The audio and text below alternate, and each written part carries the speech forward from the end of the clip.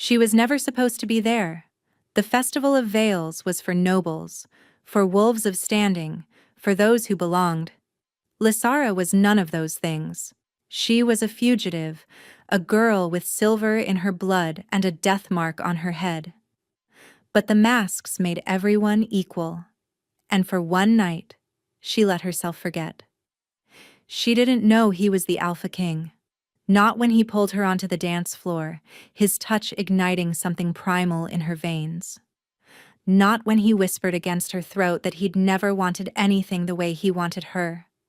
Not even when he carried her to his chambers and made her feel, for the first time in her miserable life, like she was worth something. She only discovered the truth at dawn, when the mask fell from his sleeping face and she saw the royal crest tattooed beneath his collarbone.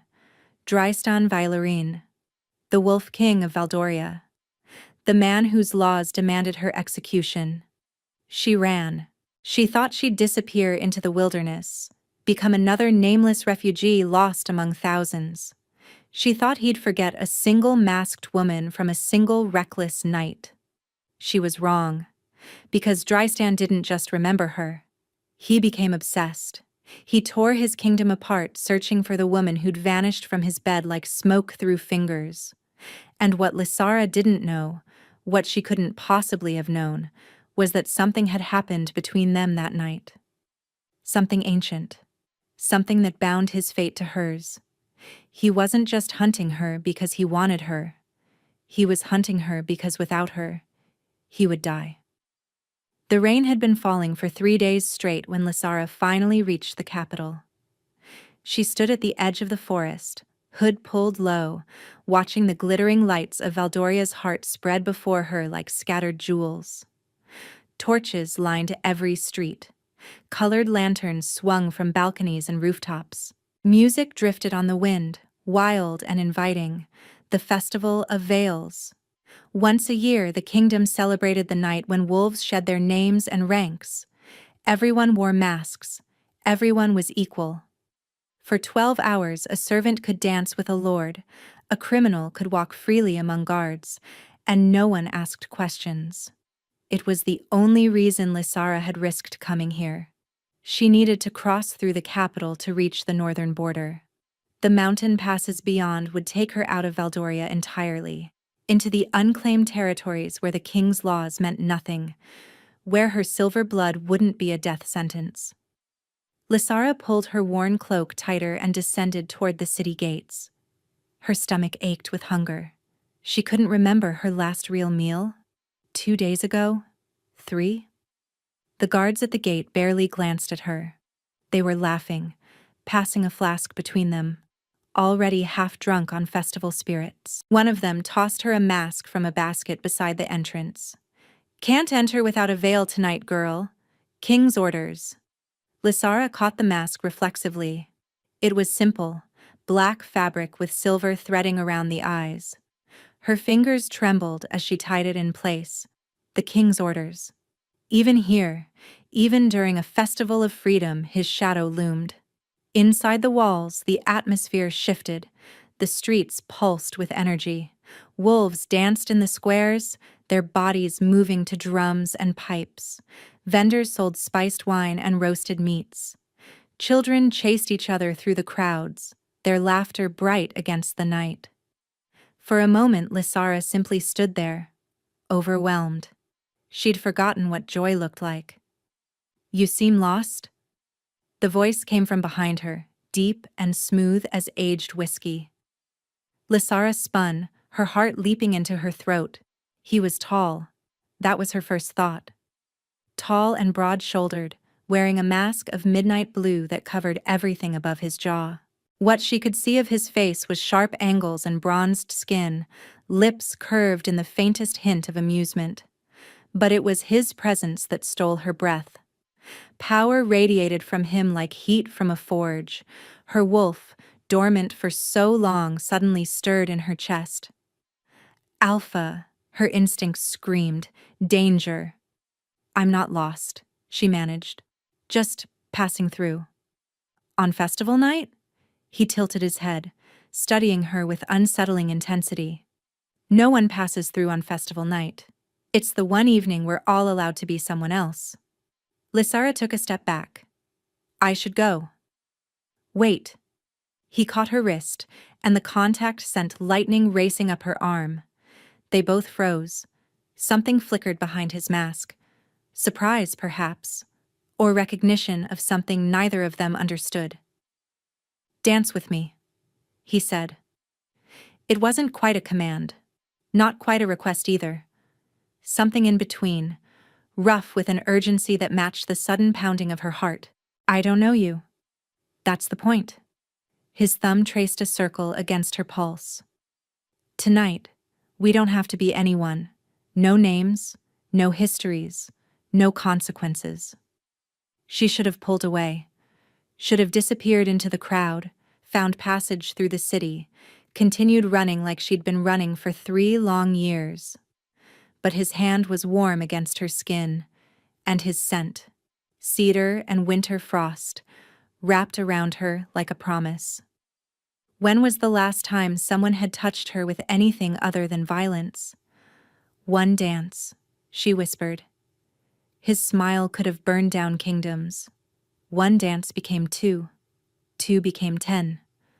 Lysara lost track of time, lost track of caution, lost track of everything except the stranger's hands on her waist, his breath against her temple, the intoxicating way he looked at her like she was the only person in the world.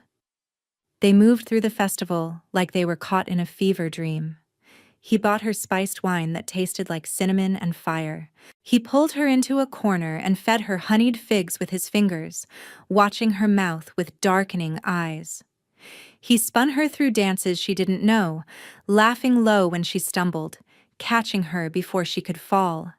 And always, always, that electric tension building between them, growing tighter with every accidental brush of skin, every loaded glance.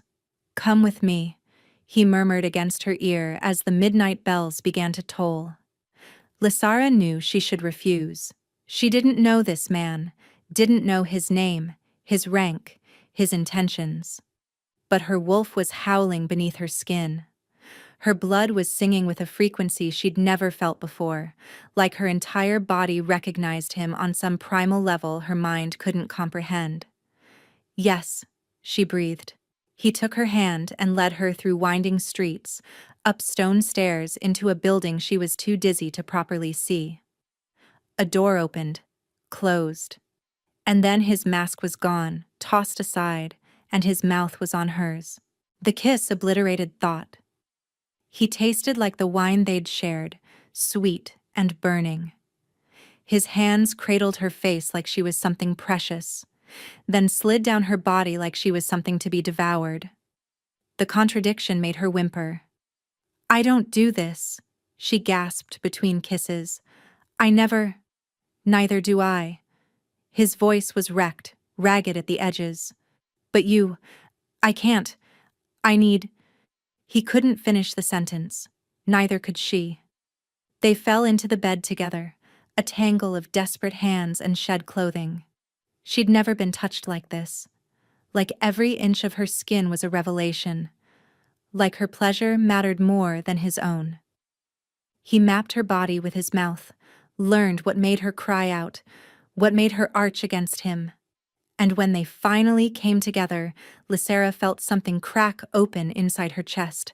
A bond.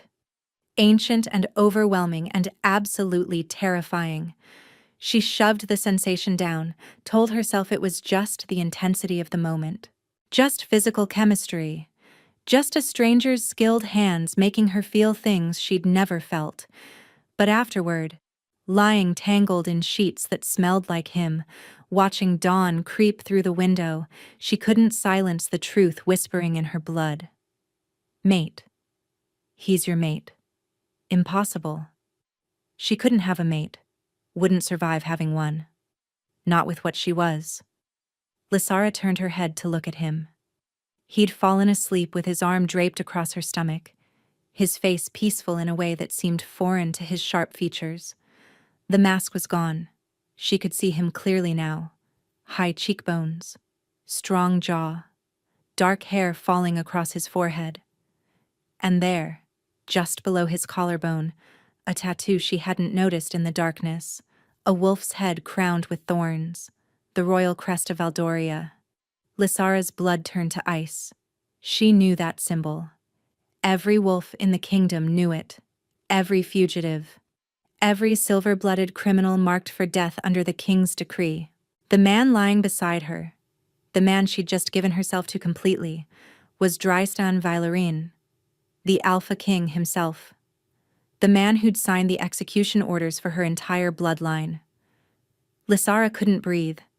She lay perfectly still, her heart slamming against her ribs so violently she was certain it would wake him. The king's arm was heavy across her stomach. His breath was warm against her shoulder. His scent surrounded her. That cedar and frost that had seemed so intoxicating hours ago, now it smelled like a trap. Move slowly, don't panic, don't wake him. Inch by inch, she slid out from beneath his arm. He stirred, mumbled something incoherent, and she froze with her feet halfway to the floor.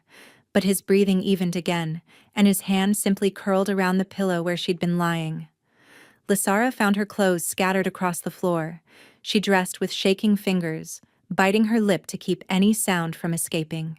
Her eyes kept darting to the bed, to the sleeping king, to the tattoo that marked him as everything she should fear. He doesn't know what you are. He didn't see your eyes change. He didn't taste the silver in your blood. But he would. If she stayed, if the bond strengthened, if he looked closely enough, he would see the truth written in her very cells. And then he would kill her.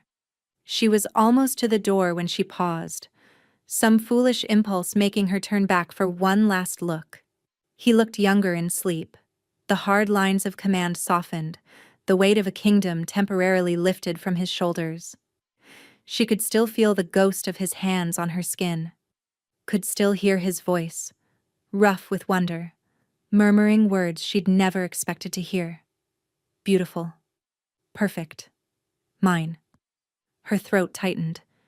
In another life, maybe. If she'd been someone else. Something else. If her blood didn't mark her as an abomination.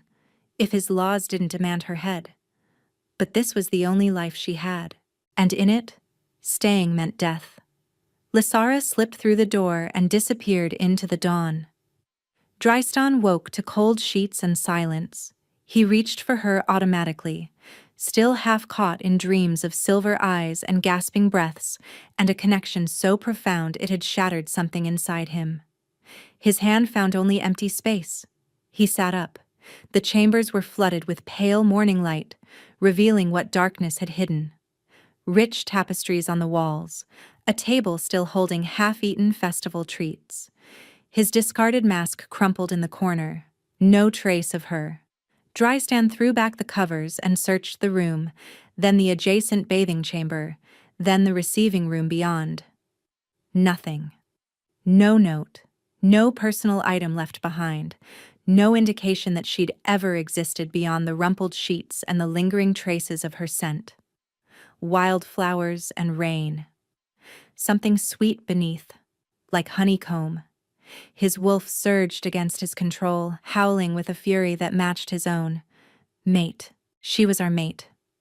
Where is she? Find her. Find her. He'd felt it the moment their hands touched, the bond snapping into place, a chain of fire and light linking her soul to his. He'd assumed she felt it too. Assumed she understood what was happening between them. Instead, she'd fled. The door burst open, and his second, Brenius, stumbled in with wide eyes. "My king, I heard..." The guard said. He stopped short, taking in Dristan's bare chest, the wrecked bed, the feral expression on his alpha's face. "She's gone," Dristan growled. "Who's gone? What happened?" "The woman from last night. Masked. Silver threading on black fabric. She was here, in my chambers, in my bed." His voice cracked on the last word. "She left." Brenius paled. "My king, you didn't..." Tell me you didn't bond with a stranger during the festival. I didn't choose it. Drystan's hands were shaking. He stared at them, unable to remember the last time his body had betrayed him so completely. It just happened. The moment I touched her. Like lightning. Like everything the old stories described. The once-in-a-lifetime recognition of a true mate. And she'd run from him. Find her. The command came out rough, barely human. His wolf was pressing at the edges of his control, demanding he shift, demanding he hunt. Every guard in the city, every tracker I have. Her scent is wildflowers and rain. She's small, dark hair. She moved like someone used to running. Find her. Brenius hesitated. My king, with respect, the festival was full of thousands of wolves. She could be anyone, from anywhere. She might not even be from Valdoria. Then search beyond Valdoria. The council won't approve resources for... Drystan grabbed him by the throat. The movement was too fast, too savage, driven by an instinct older than civilization. Brenius dangled in his grip, feet kicking uselessly, eyes bulging with shock rather than fear. I don't care what the council approves. Drystan's voice had dropped to something inhuman, his wolf bleeding through. I don't care if I have to tear this kingdom apart stone by stone. She is my mate. She is the only thing that can stop what's happening to me, and I will find her. He released Brenius, who collapsed to his knees, gasping. The curse is accelerating, Drystan added quietly, all the rage draining into something worse. Despair. 2 months. Maybe less. If I don't complete the bond. He didn't finish. He didn't need to. Brenius knew what happened to an alpha who found and lost their true mate. The madness that consumed them. The slow death that followed. Search every village, Drystan commanded. Every forest. Every shadow she might hide in. He turned to the window, staring out at the kingdom spread before him. Somewhere out there, she was running. Thinking she'd escaped. She hadn't. I will not rest until she stands before me again. 3 weeks. 3 weeks of running, hiding, barely sleeping. 3 weeks of looking over her shoulder at every sound, every shadow, every stranger who glanced her way too long. Lysara had fled north, just as she'd originally planned. But the mountain passes she'd hoped to cross were crawling with soldiers now. Royal soldiers wearing the wolf and thorn crest she'd seen tattooed on the king's chest. He was looking for her. The realization had hit her like a physical blow when she'd first seen the wanted notices nailed to trees along the northern road. No name, of course. He didn't know her name. But the description was painfully accurate. Small frame, dark hair, silver-threaded black mask last seen at the Festival of Veils. Substantial reward for information leading to her location. By order of the Alpha King. He'd mobilized half his army to find a woman he'd spent one night with. Lysara had torn down every notice she encountered, but it was pointless. They appeared faster than she could destroy them. Word spread through villages like wildfire. The king was searching for his mystery woman. Some said she'd stolen from him. Others whispered she'd bewitched him with dark magic. A few, the romantics, believed it was a love story. None of them knew the truth. She'd doubled back south, then west, zigzagging across the kingdom in patterns designed to confuse any tracker. She slept in barns, in hollowed trees, in abandoned shepherds' huts. She ate what she could forage and stole only when starvation left no choice. And through it all, the bond pulsed in her chest like a second heartbeat. She'd hoped distance would weaken it, that whatever had formed between them would fade without proximity to sustain it. Instead, it grew stronger. Some nights she woke gasping, certain she could feel his frustration, his desperation, his rage bleeding through the connection. He was getting closer. She could sense it. Tonight, she'd found shelter in a fishing village on Valdoria's western coast. The Salt Maiden was a tavern that asked no questions, populated by smugglers and refugees, and others who preferred anonymity. Lysara sat in the darkest corner, nursing a watered ale she couldn't really afford, her hood pulled low. "You hear about the king's hunt?"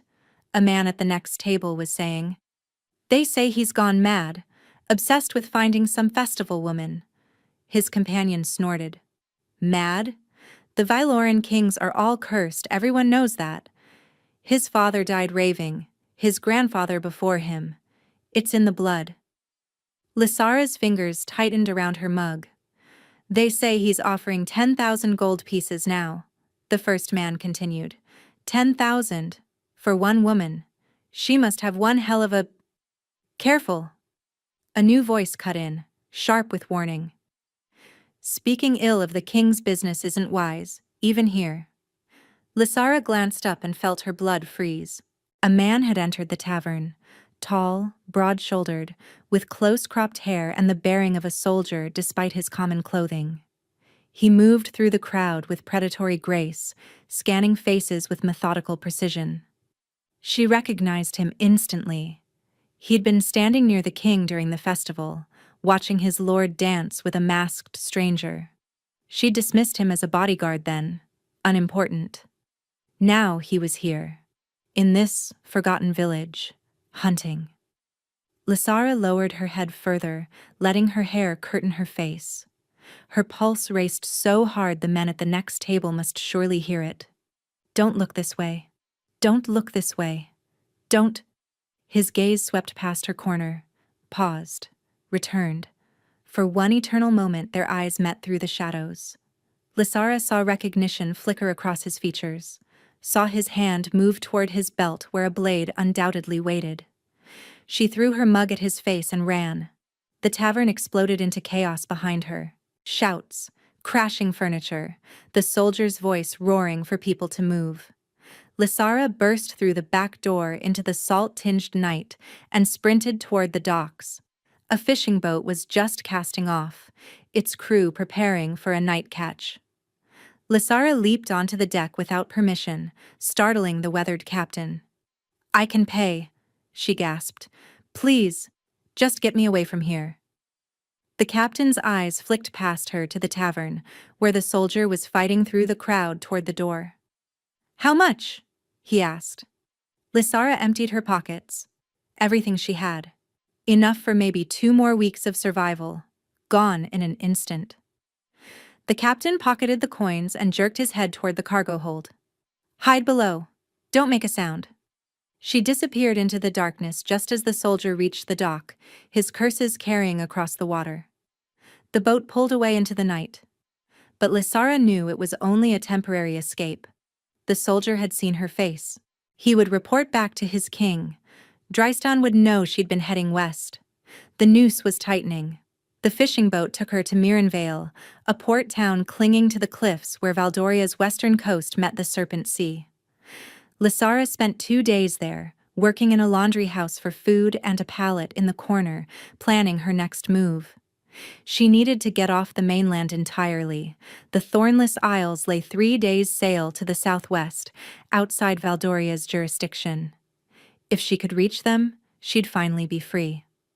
But passage to the Isles cost more gold than she could earn in a year. And the bond in her chest was burning now, constant and insistent, telling her that he was close, too close. On the 3rd night, she made her decision. She would stow away on a merchant vessel, hide among the cargo, and pray the sailors didn't find her before they reached open water. It was a desperate plan. But desperation was all she had left. She waited until the moon was hidden behind clouds, then crept toward the harbor. The windsworn lady was scheduled to depart at dawn, her hold already loaded with spices and silk bound for the Isles. Lysara had watched the crew's patterns for 2 days. She knew exactly which cargo door was left unguarded during the night watch. She was halfway across the dock when a hand closed around her arm. Finally. The voice sent ice through her veins, deep, commanding, achingly familiar. Drystone spun her to face him, and Lysara's breath died in her throat. He looked terrible. Dark circles bruised the skin beneath his eyes. His cheekbones stood out sharper than she remembered, as if he'd forgotten to eat for weeks. His hair was wild, uncombed, nothing like the polished royals she'd danced with at the festival. But his grip was iron, and his eyes burned with a fever that went beyond exhaustion. 3 weeks, he growled. 3 weeks I've hunted you across my kingdom. Do you have any idea what you've done to me? Let me go. Her voice came out steadier than she felt. You have no right. No right? A laugh tore from him, raw and broken. You're my mate. Mine. I felt it the moment we touched. I know you felt it too. And you left. I had to. Why?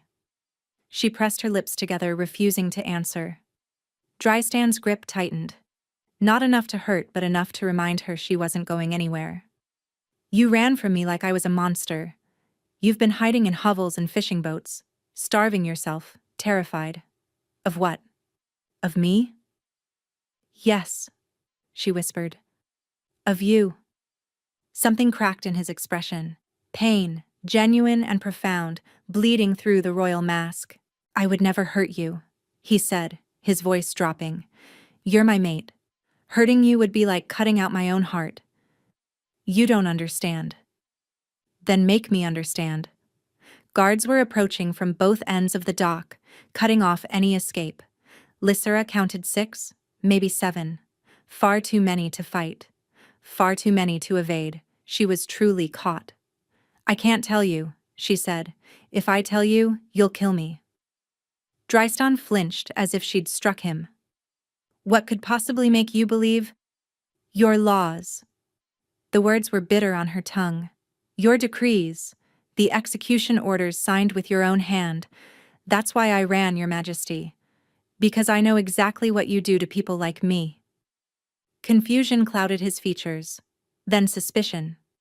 Then something sharper. More dangerous. People like you, he repeated slowly. What does that mean? Lysara stayed silent. Drystone leaned closer, his presence overwhelming, his scent wrapping around her despite her resistance. Cedar and frost. The smell of her dreams, the smell of her nightmares. You're coming back to the palace with me, he said. You can tell me your secrets there, or you can stay silent. But you will not run again. I won't survive it if you run again. The raw honesty in his voice almost broke her. Almost. I'll never stop trying to escape, she promised. His smile was sad, exhausted, and strangely tender. I know, but I have a castle full of guards and a wolf that will track you to the ends of the earth. Eventually you'll realize there's nowhere left to run. He signaled to his men, and they closed in around her. Lysara's last glimpse before they covered her head with a hood was Drystan's face, haunted by something she couldn't name. The palace was a cage of marble and gold. Lysara had been installed in chambers fit for a queen, which she supposed was intentional. The rooms were vast, decorated with tapestries depicting Valdoria's history, furnished with pieces that cost more than most villages earned in a decade. A balcony overlooked the royal gardens, and the bed was so soft she sank into it like falling into a cloud. She hated every inch of it. Guards stood outside her door at all hours. The windows were fitted with iron grating, beautiful but impenetrable. Servants brought her meals, drew her baths, offered her gowns from the royal collection. They treated her with deference, calling her "my lady," as if she belonged here, as if she weren't a prisoner. 3 days passed in suffocating luxury. Lysara refused to wear the gowns, refused to eat more than the minimum required to survive, refused to engage with the servants' gentle attempts at conversation. She also refused to see the king. He came to her door every evening. She heard his voice through the wood, sometimes commanding, sometimes pleading, sometimes simply sitting in silence as if proximity alone might convince her to open it. She never did. On the 4th night, he stopped asking permission. The door swung open without warning and Drystan strode in, his expression a thundercloud of frustration and something deeper. Something that looked almost like desperation. "You haven't eaten today," he said. "The servants reported that you sent every meal back untouched." Lysara was curled in the window seat, staring at the moonlit gardens below. She didn't turn to look at him. "I'm not hungry." "You're punishing yourself. Or perhaps punishing me. Either way, it ends now." He crossed the room in 3 long strides and crouched before her, forcing himself into her line of sight. This close, she could see the deterioration more clearly. His skin had a grayish cast. Fine tremors ran through his hands. The fever in his eyes had intensified, glowing like embers in a fading hearth. He was sick, truly sick. The realization stirred something unwanted in her chest. "What's wrong with you?" she asked before she could stop herself. Drystan smiled bitterly. "You mean besides my mate refusing to acknowledge my existence? Besides the bond slowly tearing my mind apart because it remains incomplete? The bond can't. Can't what? Kill me?" He laughed, hollow and humorless. "My bloodline carries a curse, little wolf, has for generations. When we find our true mate, we must complete the bond within 2 moon cycles. If we don't..." He spread his hands. "Madness first, then death. My father found his mate and lost her before they could complete the bond. She was murdered by what we were told were enemies of the crown. He lived 12 more years, but the curse hollowed him out slowly. By the end, he was more ghost than king, raving and broken. The madness consumed him completely." Lysara's throat tightened. "That's not my problem." "No? You felt the bond form. You feel it now, don't you? Pulling at you, whispering that you belong with me, that we're meant to be together." She said nothing, but her silence was answer enough. Drystan's expression softened into something almost vulnerable. "I'm not asking you to love me. I'm not asking for forever. I'm asking you to tell me why you're so afraid. Because I cannot fight an enemy I don't understand." "You are the enemy," she whispered. "Why?" The word hung between them, heavy with everything unspoken. Lysara turned away, pressing her forehead against the cold window glass. Her reflection stared back at her, pale and haunted. "There are people in this kingdom," she said slowly, "who are born with something different in their blood, something that marks them as dangerous, unnatural. Your grandfather called them abominations. Your father upheld the decree. And you..." She swallowed hard. "You signed the most recent execution orders, 2 years ago. 16 people put to death in a single day." Drystan went very still. "You're talking about the silver-blooded," he said quietly. "Yes." Silence stretched between them, thick and suffocating. Lysara waited for the disgust, the horror, the cold command for guards to drag her to the dungeons. Instead, Drystan exhaled slowly. "Look at me." She didn't move. "Lysara, look at me." The sound of her name on his lips the first time he'd used it shocked her into turning. His face held no hatred, no revulsion, only a terrible, dawning understanding. "Show me," he said softly. "Show me your eyes." Her heart stopped. "You already know. Why do you need..." "Because I need to see. I need to be certain before I tell you something that will change everything you think you know about me and my family." His gaze held hers, steady and certain. Whatever she saw there, it wasn't the reaction she'd expected. It wasn't the reaction she'd spent 3 years dreading. Slowly, terrified, Lysara let the mask she'd worn her entire life slip away. Her eyes shifted, the dark brown bleeding into molten silver, luminous and inhuman in the candlelight. The mark of her bloodline, the death sentence she'd been born carrying. Drystan looked at her transformed eyes for a long, long moment. And then he said the last thing she ever expected to hear. My mother was silver-blooded, so am I. Lysara stared at him, certain she'd misheard. That's impossible, she breathed. You're the king. You signed the execution orders. I signed papers placed before me by my council. Dristan's voice was heavy with something that sounded like shame. Documents I was told were necessary for the kingdom's protection. I never witnessed the executions, never questioned the necessity. He paused, his jaw tightening. I was 18 when I took the throne. My father had just died screaming, consumed by the mating curse.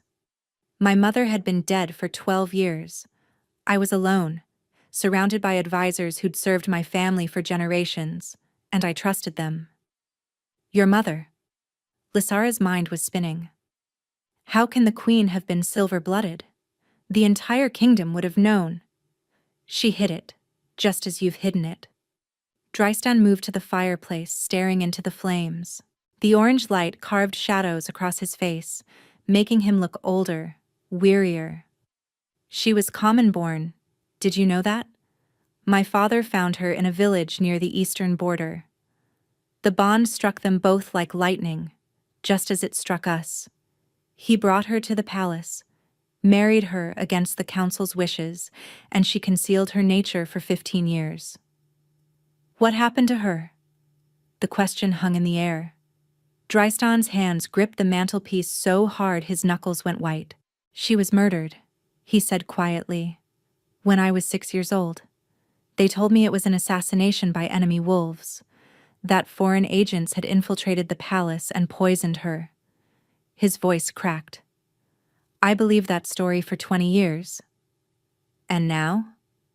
Now I've spent 3 weeks tearing my kingdom apart looking for you, and in doing so, I've uncovered things I was never meant to find.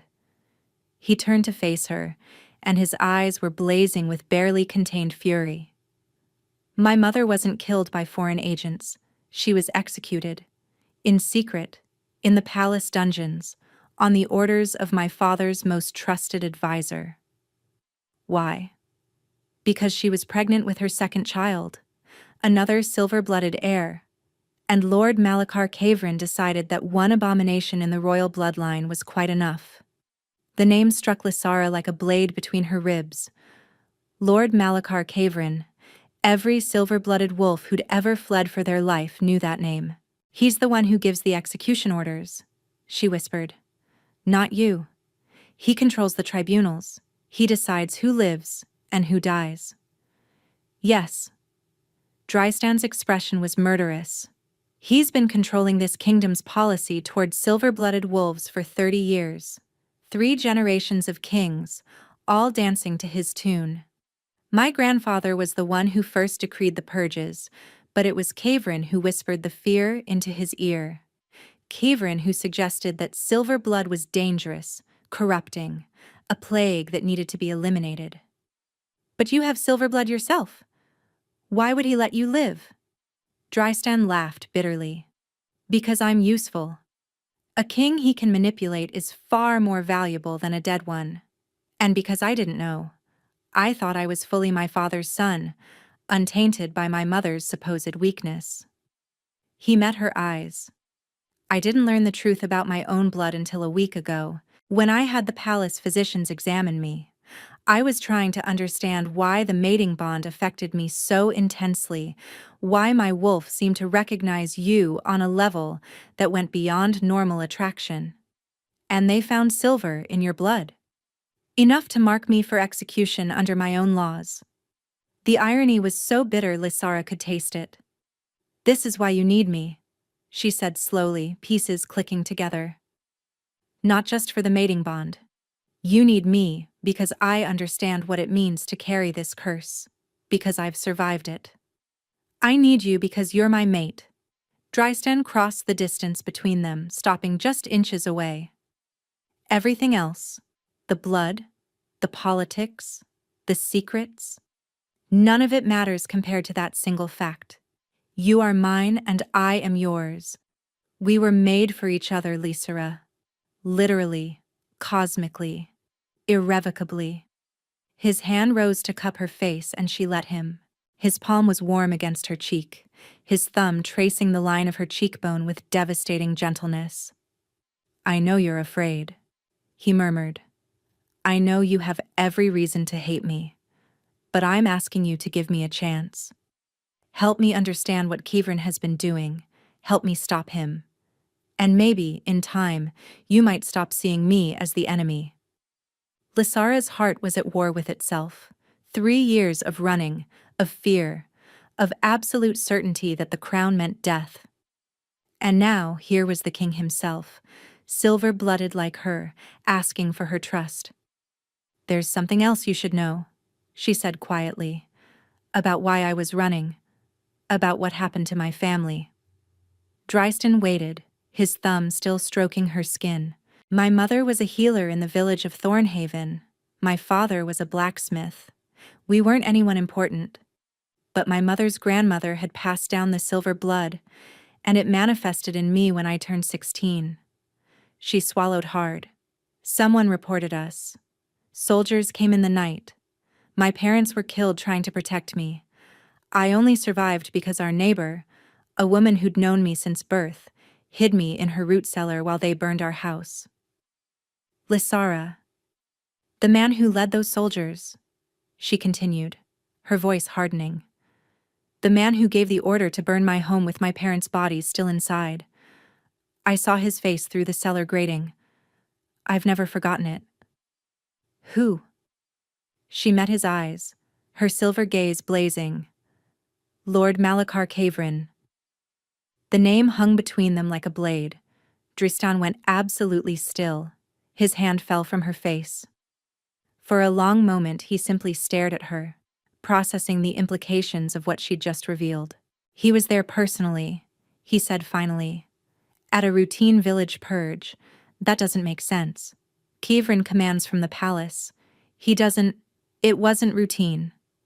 Lysara's hands were shaking. She'd never told anyone this, never spoken the words aloud. "My mother wasn't just a village healer, Drystan. She was the healer. The one silver-blooded wolves traveled hundreds of miles to see. She could cure things that regular medicine couldn't touch, illnesses that should have been fatal, wounds that should have killed." Understanding dawned in his eyes. She was powerful. Too powerful to be allowed to live. Kavrin must have heard rumors, must have realized that a silver blood with her abilities could become a rallying point for others like us. She wrapped her arms around herself, fighting the memories. So he came himself. Made sure the job was done properly. Made sure no one survived who might carry her knowledge forward. "But you survived." "Because he didn't know about me. My mother was careful. She'd bound my abilities before they could fully manifest, hidden the silver in my eyes with herbal compounds, kept me secret even from our neighbors. The woman who hid me, Brecca, she knew the truth, but she was loyal. She never told a soul." Drystan was pacing now, his wolf bleeding through in the restless movement. "If Kavrin knew you existed, if he knew you were your mother's daughter, he'd kill me. Yes. Which is why I've been running for 3 years, why I never stay anywhere long enough to be recognized, why I nearly died of terror when I realized I'd spent the night with the king himself." She laughed, the sound cracked and hollow. "I thought you would execute me the moment you discovered what I was. I never imagined—" She gestured between them. "This. Any of this." Drystan stopped pacing. He stood in the center of the room, shoulders rigid, jaw set with determination. "We have to expose him," he said. "Everything he's done. The purges, my mother's murder, your family. All of it. He's been controlling this kingdom through fear and lies for decades. How? He's the most powerful lord in Valdoria. The council answers to him. Half the military commanders owe him their positions. But I'm still the king." Drystan's eyes flashed gold, his wolf rising to the surface. "And I have something Kivrin never anticipated. A mate with silver blood and every reason to want him destroyed." The bond between them pulsed, warm and insistent. Lysara felt it calling to her, urging her to trust, to believe, to finally stop running. "There's a ceremony," she said slowly. "Something my mother told me about before she died. An old ritual for true mates with silver blood. If both carry the gift, the bond doesn't just connect them, it amplifies their power, makes them stronger than either would be alone. Strong enough to challenge Kavrin? Strong enough to break any curse he might have placed on your bloodline." Drystan froze. "What do you mean, curse he might have placed?" Lysara frowned. "The mating curse. The one that kills your line if the bond isn't completed. You said it's been in your family for generations. I assumed it was natural, a consequence of our bloodline's power. My mother studied these things. She said true mate bonds were never meant to be deadly. They were meant to strengthen wolves, not destroy them." She stepped closer, certainty building in her chest. What if the curse isn't natural at all? What if someone placed it deliberately? Someone like Kavrin. Someone who wanted to ensure that the kings of Valdoria could be controlled through their greatest vulnerability, their mates. The color drained from Drystan's face as he processed the implications. My father, he found his mate and she was killed within hours. The curse took him slowly after that, before he could recover, before he could investigate, before he could question anything. And your grandfather, his mate died in childbirth. At least, that's what I was told. Drystan's voice was hollow. Kavrin was the attending physician. He'd trained in medicine before turning to politics. The truth settled over them like a shroud. 3 generations of queens, dead by Kavrin's hand. 3 generations of kings, weakened by grief and the mating curse, malleable and desperate. And at the center of it all, one man pulling strings, shaping policy, orchestrating the genocide of silver-blooded wolves. "We have to move tonight," Lysara said urgently, "if he suspects what we've discovered." The door burst open. Soldiers poured into the room, a dozen of them, wearing not the royal crest but Kavrin's personal sigil, a silver serpent consuming its own tail. And behind them, stepping through the doorway with a smile of pure malevolence, was Lord Malachar Kavrin himself. "Ah," he said pleasantly, "I was rather hoping you'd figure it out eventually. It makes this so much more satisfying." Lord Kavrin was older than Lysara remembered. His hair had gone fully silver in the 3 years since she'd seen him through the root cellar grating, and new lines carved his narrow face. But his eyes were the same, pale and cold as a winter grave. "The king and his silver-blooded whore," Kavrin mused, strolling into the room as if he owned it. "I must admit, when my scouts reported you'd found a mystery woman at the festival, I never imagined she'd be the daughter of Sarah Veldris." His gaze fixed on Lysara with predatory interest. "You have your mother's eyes. I should have burned that cellar more thoroughly." Drystan moved in front of Lysara, his body a shield between her and the soldiers. "You're committing treason. Kavrin! These men answer to me. These men answer to whoever pays them. And I've been paying them considerably longer than you've been wearing that crown." Kavrin's smile widened. "Did you enjoy my little revelation? Discovering your mongrel blood? I've been waiting years for the right moment to let that truth slip. A king questioning his own legitimacy is a king easily controlled. You killed my mother. I removed a threat to the kingdom's stability. Your father was already showing signs of silverblood sympathy. Defending wolves who should have been put down. Questioning policies that had kept Valdoria pure for generations. Your mother's influence was corrupting him." Kavrin shrugged elegantly. "I simply corrected the problem." "And the mating curse?" Lysara demanded. "Did you create that too?" Something shifted in Kavrin's expression. Surprise, perhaps, that she'd figured it out. "Clever girl, your mother's intelligence, clearly." He clasped his hands behind his back, pacing like a lecturer before students. The Valoran bloodline has always been dangerously powerful. True mate bonds only amplified that power. I needed a way to ensure that even if a king found his mate, he could be controlled through her. The curse was elegant, really. Find your mate and complete the bond within 2 moons or die screaming. It made the kings desperate, vulnerable, grateful for any guidance I offered. You murdered 3 queens, Drystan snarled. I removed obstacles. Your grandmother was beginning to suspect me. Your mother was actively investigating the purges. And your father's mate. Kavrin laughed. Well, she simply had the misfortune of being bonded to a king who was already asking too many questions. Her death broke him completely, made him pliable for the remaining years of his reign. Why? Lysara's voice trembled with rage. Why do you hate us so much? What did silver-blooded wolves ever do to you? Kavrin's expression shifted, something ancient and bitter surfacing beneath the polished cruelty.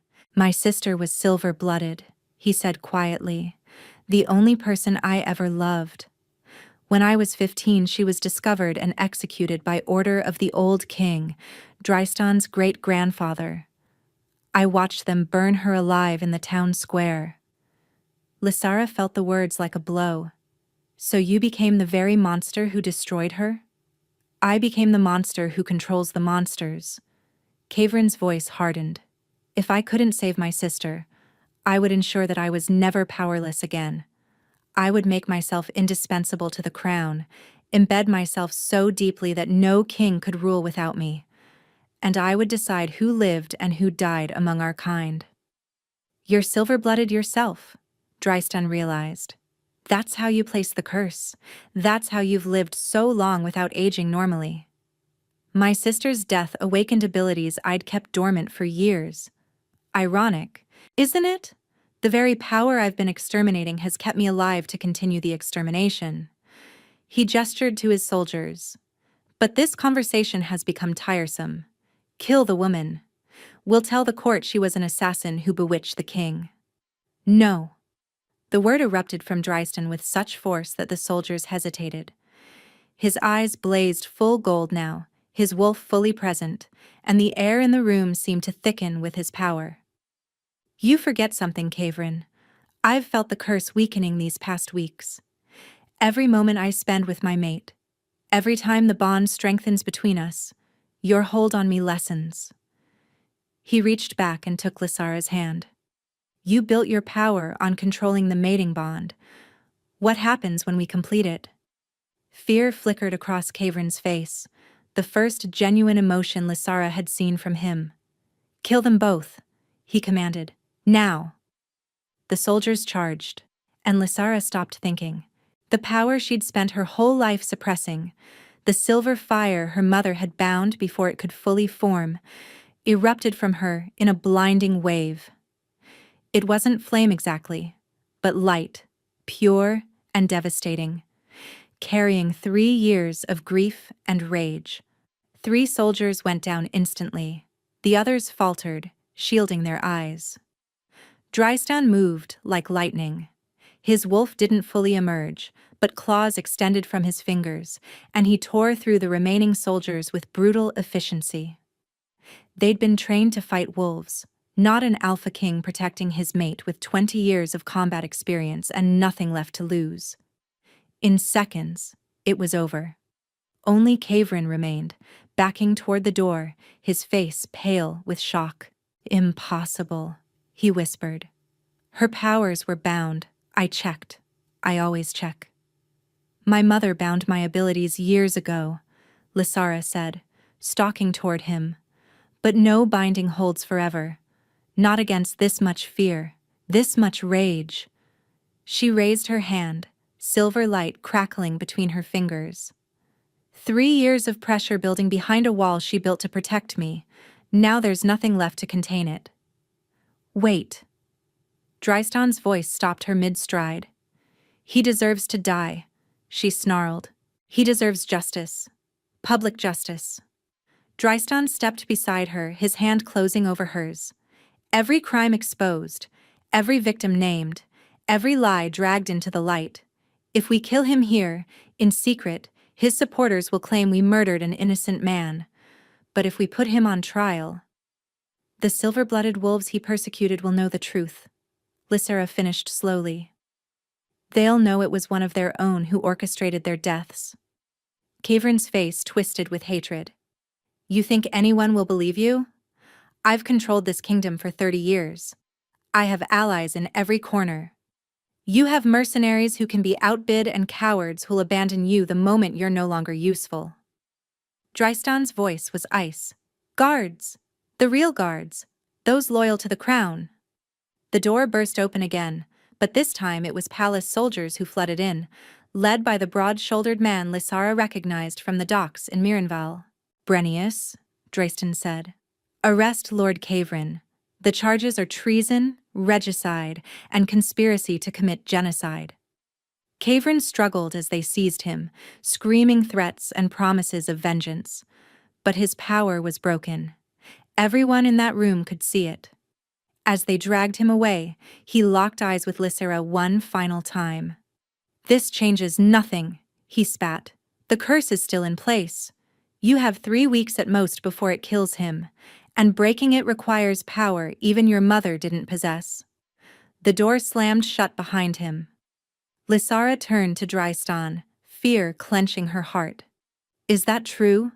3 weeks? He didn't answer. He didn't have to. The gray pallor of his skin, the tremors in his hands, told her everything. They defeated Kavrin, but the curse remained. The palace descended into chaos over the following days. News of Kavrin's arrest spread like wildfire. Nobles who'd supported him scrambled to distance themselves. Those he'd oppressed emerged from hiding, demanding justice, demanding acknowledgement, demanding that the purges end forever.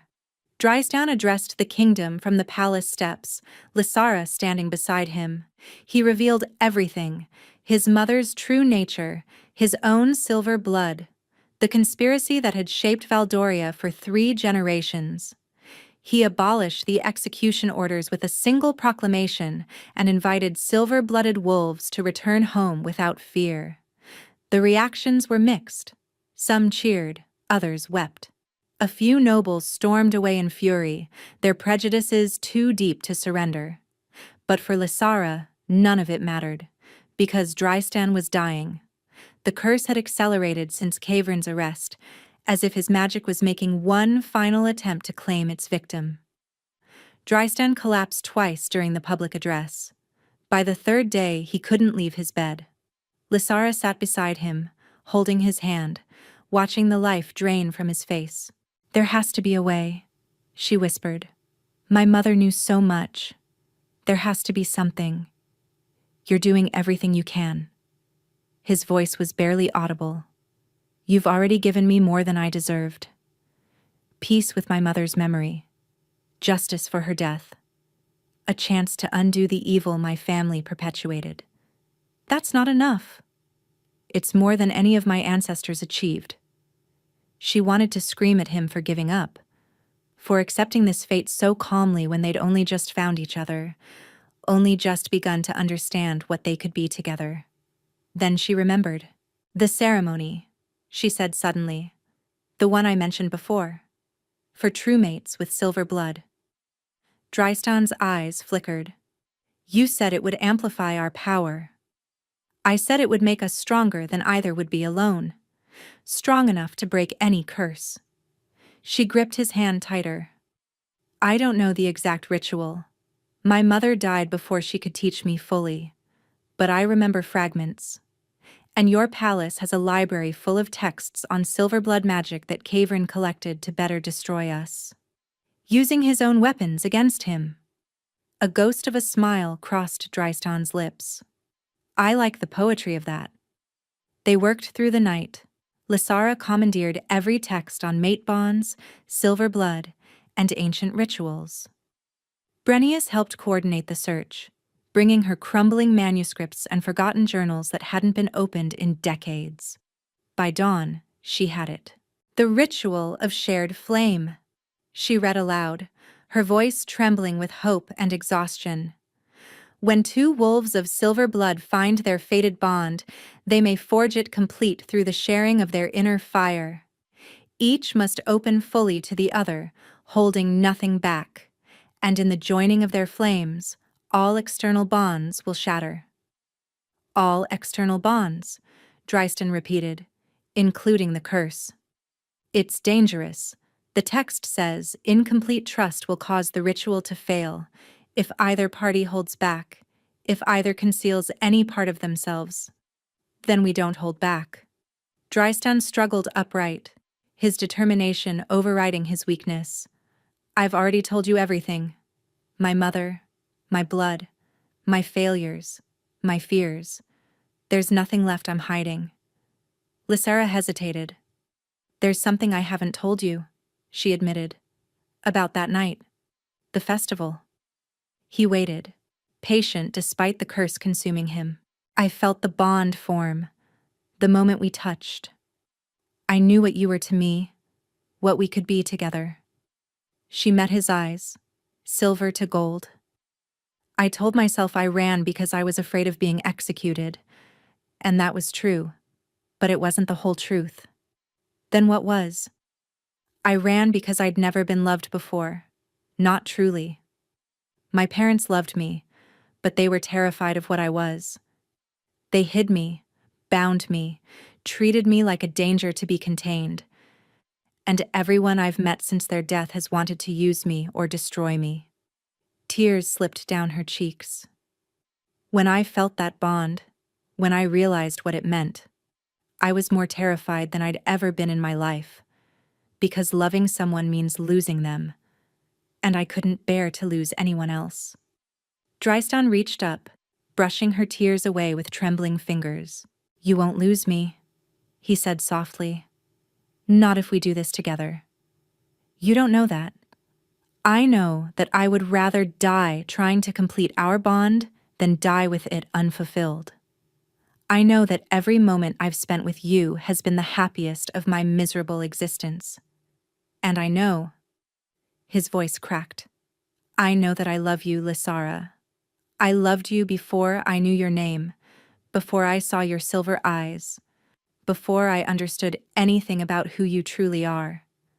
I loved the woman who danced with me like the world didn't exist. I loved the woman who ran because she'd been hurt too many times to trust. And I love the woman sitting beside me now, fighting for my life when anyone else would have let me die. Lysara leaned down and kissed him.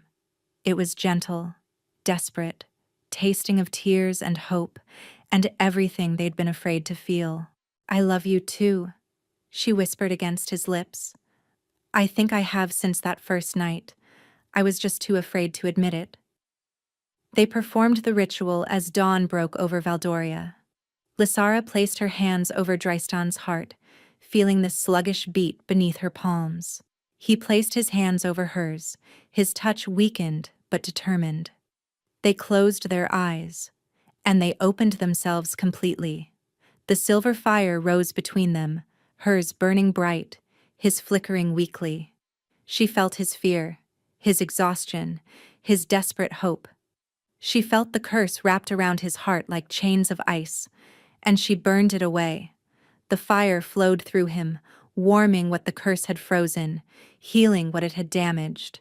She felt him gasp beneath her hands, felt his heart surge into a stronger rhythm, felt the gray pallor of his skin flush with returning life. But the ritual demanded more than healing. It demanded joining. She opened herself fully, letting him see everything. Her childhood hiding in shadows, her parents' deaths, her years of running, her terror and her loneliness, and her desperate, aching need to be loved without conditions. And he opened himself in return.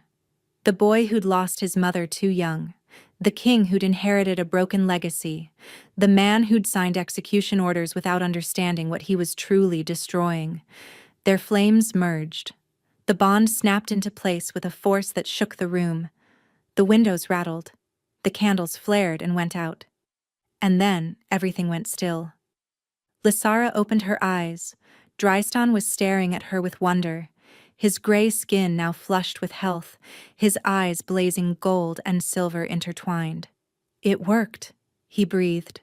She laughed, the sound catching in her throat. "It worked." He surged up and kissed her, strong arms wrapping around her, pulling her close. She could feel him through the bond now, not just his emotions but his very essence, intertwined with hers forever. "I love you," he murmured against her mouth. "I know," she said. "I can feel it." 6 months later, the gardens were in full bloom when Lysara walked among them, her hand resting on the gentle swell of her belly. Much had changed since that night. Kavrin's trial had lasted 3 weeks. Every crime was exposed. Every victim was named. The silver-blooded wolves who'd survived his purges testified to the horrors they'd endured. In the end, he was executed by the very laws he'd created, his own poison turned against him. The academy Lysara's mother had dreamed of was now under construction. A place where silver-blooded wolves could train their abilities safely, learn to control them, perhaps even use them to help others. They'd named it after Sarah Veldris. And Valdoria itself was healing. Wolves who'd hidden their nature for generations were emerging into the light. Mixed families who'd lived in terror were finally safe. It would take years to undo the damage Kavrin had wrought, but for the first time in decades, there was hope. "There you are." Drystan's voice came from behind her, warm with affection. She turned to find him approaching, more handsome than ever in the afternoon light. The curse was fully broken now, not just for him, but for the entire Valerin bloodline. Their children would never suffer as he had. "The council meeting ended early?" she asked. "I may have suggested we adjourn." He pulled her close, one hand settling over her belly. "I missed you. You saw me 3 hours ago?" 3 hours too long. She laughed and leaned into his embrace. Through the bond, she felt his contentment, his joy, his profound gratitude for every moment they shared. "Do you remember what you said to me that first night?" she asked. "At the festival?"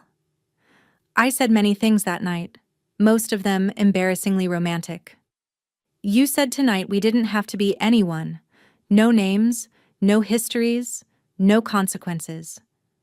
Drystan smiled, pressing a kiss to her temple. "I was wrong about the consequences. You were wrong about all of it." She turned in his arms, cupping his face in her hands. "Our names matter. Our histories matter. They made us who we are. And the consequences—" She took his hand and pressed it firmly against her belly, where their child was growing. "The consequences are everything." Drystan's eyes glistened. He knelt before her, pressing his forehead to her stomach, and she felt his love pouring through the bond like sunlight. They'd both spent so long running, from their pasts, from their natures, from the possibility of connection. But they'd found each other anyway, and in finding each other, they'd found home.